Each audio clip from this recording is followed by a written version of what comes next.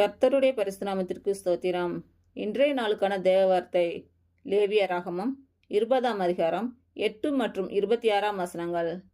என் கட்டளைகளை கைக்கொண்டு நடவுங்கள், நான் உங்களை பரிசுத்தமாக்கிற கர்த்தர். கர்த்தராகிய நான் பரிசுத்தராய் இருக்கிறபடியினாலே நீங்களும் எனக்கேற்ற பரிசுத்தவான்களாய் இருப்பீர்களாக. நீங்கள் என்னுடையவர்களாய் இருக்கும்படிக்கு உங்களை மற்ற ஜனங்களை விட்டு பிரித்தெடுத்தேன். இன்று பிறந்த நாள் மற்றும் திருமண நாள் காணும் அனைவருக்கும் இயேசு கிறிஸ்துவின் நாமத்தினாலே வாழ்த்துக்கள்.